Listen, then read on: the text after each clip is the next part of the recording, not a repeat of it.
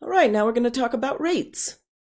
So in the last video, we talked about ratios, and ratios compare two measurements with the same type of units. So dollars to dollars, days to days, feet to feet, something like that, but they're the same. But many of our comparisons have different types of measurements. For instance, let's say $160 to 8 hours. Now, in our last video when we were talking about ratios, if we had feet and inches, we could convert one to the other to make them the same. But here, we cannot convert dollars to hours or hours to dollars. There's no way to do that. The best we can do here is to just reduce this to its lowest terms, but we have to keep the dollars and the hours. So 8 can go into itself once and into 160. 8 goes into 16 two times, and that leaves the 0. And so we would basically have $20 to 1 hour. Think just a second about what that might mean. So it means that for every hour you work, you make $20. Okay, let's look at another one. We're comparing 450 miles to 15 gallons.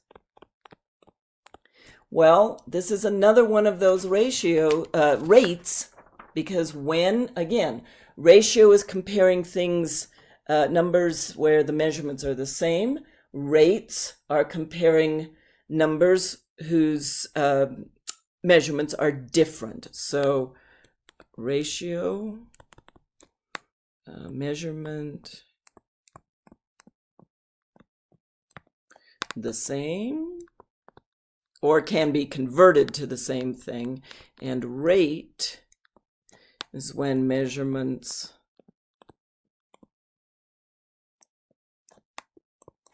are different. All right, so now we're going to talk about rates. So in ratios, we were comparing two measurements with the same type of units. So feet to feet, or inches to inches, days to days, but the same type of units, or different units that we could convert to the same units, like feet and inches, for instance. Okay, we could do minutes and hours, that kind of thing, but they can be converted to the same thing. Okay, but many comparisons have different types of measurements. So let's say, for instance, $160 to 8 hours. These two units, dollars and hours, are very different. Or we could have something like 450 miles to 15 gallons. Okay, again, miles and gallons are very different. We can't change those to be the same. Okay, and so when we have basically ratios that have different units that can't be converted to the same units, we call them rates. Okay, so ratio has the same units,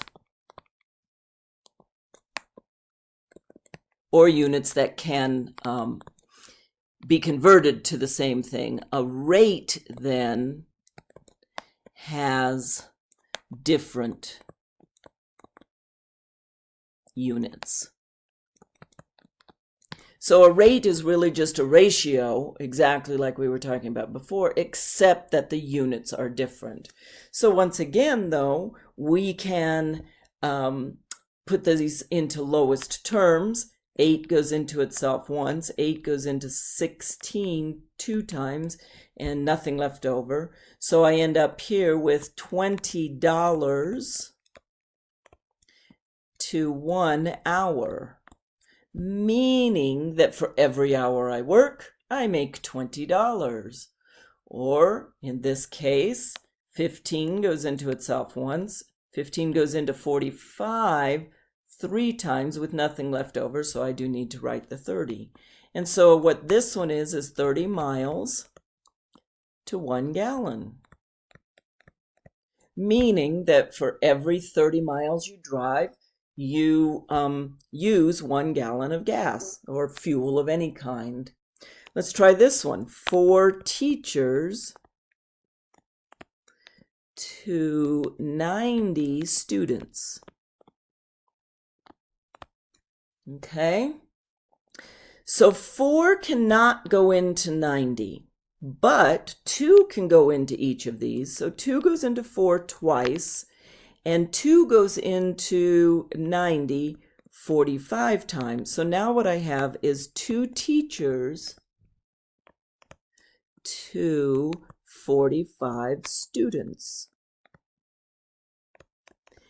So we must keep these units, okay? And when we are talking about rates, we want to look for words like in, so rates, in, for, on, per, from, okay? These words usually clue us that we were talking about a rate, and we must always write the units. Okay? Because if I just put 2 over 45, now I have no idea what the relationship is here. So this would mean for every 2 teachers, there's 45 students. Why can't we break that down further? Because then we'd end up with a half of a student. And except for me, I don't think that can happen. Okay? Most of you can't be broken up into more than one. Or less than one, excuse me. All right. So there is something also called a unit rate. Okay? That means of 1. Okay?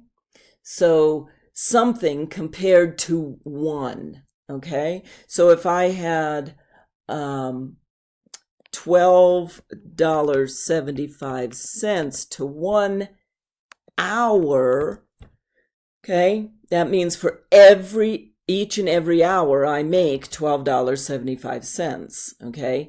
And it's our denominator where we need to have the 1. That's what makes it a unit rate, 1 unit, okay?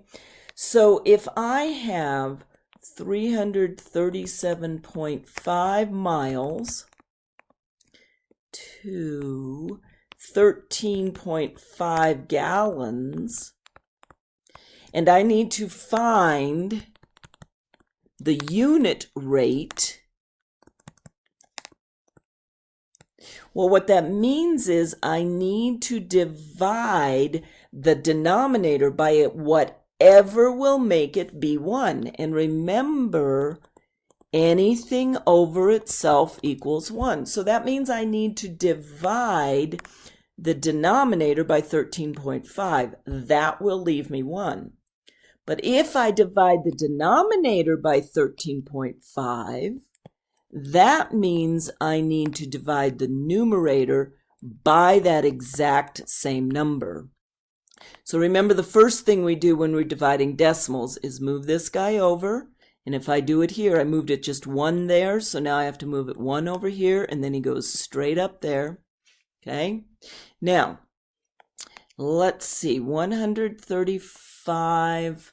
I'm just going to pick a number here because I'm looking for it to go into the 337. So 10, 6, 7, 2. That looks pretty good. So 270, subtract this. This will be 213 subtracted, that's 6. Bring down my 5. Okay, now I need to figure out again, 135, let's see. I'm going to just try 5. I have no idea, but I'll try it. That's 15, 16, 17. 5 and 1 is 6. Ooh, that worked.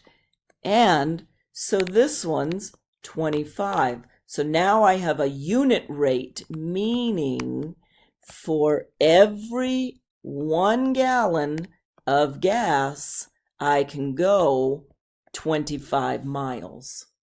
That's all a unit rate is, guys.